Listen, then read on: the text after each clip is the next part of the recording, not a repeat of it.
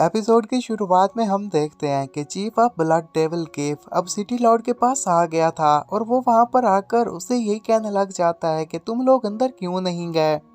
तो city Lord उसे कहने लग जाता है कि हमने अंदर जाने की कोशिश की थी लेकिन हमारा वो लेवल नहीं है कि हम इस बैरियर को पार कर पाए। इसके लिए लेवल का हाई होना ज़रूरी है और जैसा कि चीफ आप यहाँ पर आ गए हैं मुझे लगता है कि आपका लेवल हमसे ज़्यादा ऊपर है तो आप अंदर जा सकते हैं।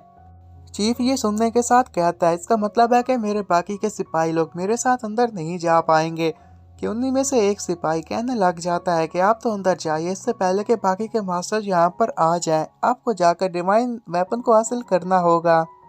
चीफ अब अपने भाई को कहते हैं कि ठीक है मैं अब अंदर जा रहा हूँ। तो सिटी लॉर्ड उसे बताने लग जाता है कि पहले से ही अंदर कोई गया हुआ है। वो कहता है कि वो कौन है जो कि मेरे से पहले अंदर चला गया। तो सिटी लॉर्ड बताने लग जाते हैं कि हमारे इस इलाके का तो वो लड़का बिल्कुल भी नहीं है बल्कि वो तो दूसरी दुनिया से आया हुआ है। तो चीफ सुनने के साथ गुस्से में आ जाते हैं और कहने लग जाते हैं कि आपके होते हुए कोई बाहरी दुनिया का बंदा अंदर कैसे जा सकता है, आपने उसे रोका क्यों नहीं। मिंग अपने अंकल को बताते हुए कहता है कि हमने उसे रोकने की अपनी तरफ से पूरी कोशिश की थी लेकिन हमें इतनी पावर नहीं थी कि हम उसे रोक पाते, तो वो अंदर चला गया। सिटी लॉर्ड भी यही बताने लग जाते हैं कि ये मेरा बेटा जो भी कह रहा है बिल्कुल सही कह रहा है। वो अंदर गया है, अगर उसने डिवाइन वेपन को हासिल कर लिया तो फिर उसे हराना और भी मुश्किल हो जाएगा। अभी उसके पास डिवाइन वेपन नहीं है फिर भी वो काफ़ी स्ट्रांग है। चीफ अपने भाई को कहता है कि तुम इस बात की फिक्र ही मत करो, मेरे होते हुए कोई भी डिवाइन वेपन को हासिल नहीं कर सकता। और ये सारी बातें कहने के साथ ही वो अंदर चला गया था। लो यांग जो कि बैरियर के अंदर ऑलरेडी मौजूद था वो डार्क सॉर्ड के करीब पहुंच जाता है और उसे लेने की कोशिश कर ही रहा था कि फिर उसके इर्द गिर्द जो शील्ड थी उसे पार कर पाना उसके लिए मुश्किल हो रहा था। वो ये कहने लग जाता है कि अगर मैं शील्ड को नहीं तोड़ पाऊंगा तो इसके अलावा इस डार्क सॉर्ड को हासिल करना मेरे लिए मुश्किल हो जाएगा। वो साइड पर देखता है एक दरख्त था उसके ऊपर कुछ फ्रूट्स लगे हुए थे तो उन्हें देखकर कहता है क्यों ना इन्हें टेस्ट कर लिया जाए और खुद को और ज़्यादा स्ट्रांग बना लिया जाए। वो उन्हीं फ्रूट्स के पास जाता है, उसे पता था कि इन फ्रूट्स के खाने की वजह से उसका कल्टीवेशन लेवल काफ़ी हद तक ज़्यादा हो जाएगा। कि तभी ही नीचे से उस पर अटैक किया जाता है तो लो यांग अपनी पावर का यूज़ करते हुए उस अटैक को नाकाम कर देता है। उसने इस अटैक को नाकाम किया ही था कि बाकी अटैक्स भी उस पर होना शुरू हो जाते हैं। इन अटैक्स की स्पीड भी बढ़ गई थी, इन सभी को कंट्रोल कर पाना उसके लिए भी अब मुश्किल होता जा रहा था। लो यंग काफी परेशान था क्योंकि वो इस सबसे निपटना चाहता था। तो कहता है कि ये अटैक्स और खतरनाक होते जा रहे हैं। वो नीचे पाउंड की तरफ देखता है तो एक क्रोकोडाइल उसी की तरफ आगे बढ़ने लग गया था और वो अटैक्स वही कर रहा था। क्रोकोडाइल बाहर निकलते साथ ही लो यंग के ऊपर अटैक कर देता है तो लो यंग उसके अटैक से बच गया था।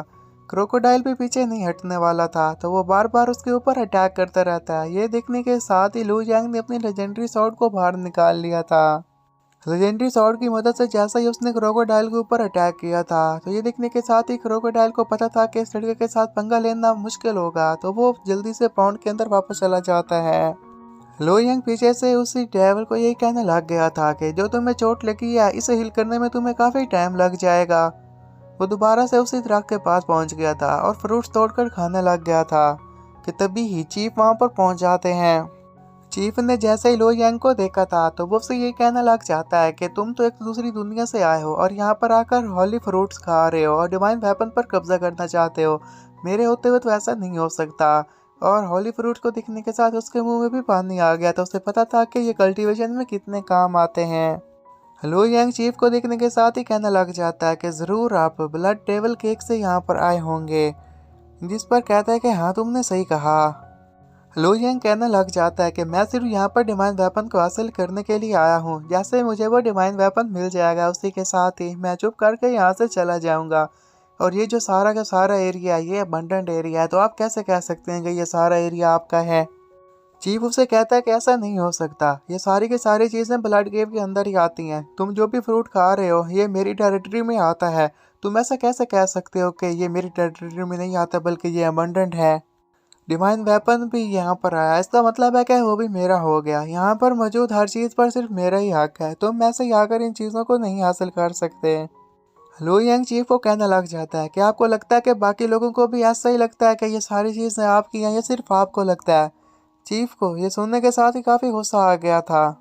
कि तभी साइड पर से एक लड़का आ जाता है। वो जैसे ही वहां पर आया था तो आते साथ ही कहने लग जाता है कि कौन कह रहा है कि ये ब्लड केव उसका है, ये ऐसा नहीं हो सकता। मैं यहाँ पर आया हूँ, इन चीज़ों पर मेरा भी कब्जा है, मेरा भी हक है।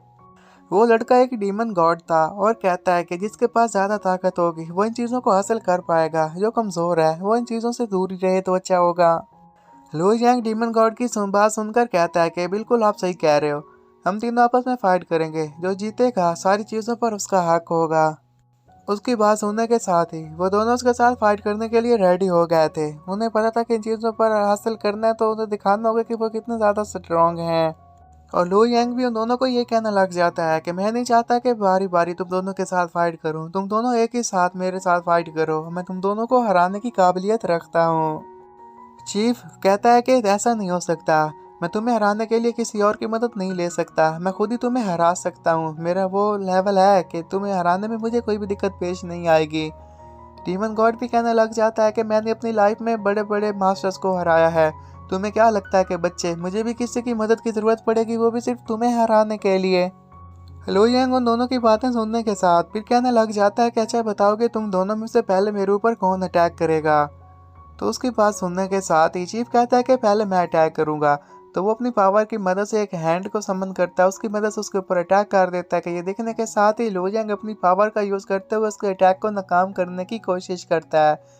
ये देखने के साथ डीमन गॉड ये कहने लग जाता है कि इतना पावरफुल बंदा हमारी टेरिटरी में जो कि बाहरी दुनिया से आया मैंने आज तक नहीं देखा। लू यांग को सब कुछ झेल पाना काफ़ी मुश्किल था कि तभी लेजेंडरी स्वॉर्ड को निकालकर उसने चीफ के अटैक को नाकाम कर दिया था। चीफ को ये देखकर और भी ज़्यादा गुस्सा आ जाता है तो वो अपने पावर का लेवल को बढ़ा देता है। वो दोनों फिर एक दूसरे के साथ फाइट करते हैं। लू यांग अब थोड़ा सा पीछे हट गया था तो ये देखने के साथ ही चीफ कहने लग जाता है कि बच्चे आज मैं तुम्हें दिखाऊंगा कि असली पावर क्या होती है।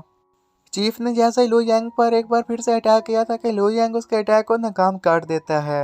वहाँ पर कुछ और लोग भी आ चुके थे। तो ये देखने के साथ ही चीफ फिर अपनी स्वॉर्ड को निकाल लेता है। और ये देखने के साथ लू यांग मुस्कुराने लग गया था और कहता है कि अब आएगा असली मज़ा। और यहीं पर ये एपिसोड खत्म हो जाता है।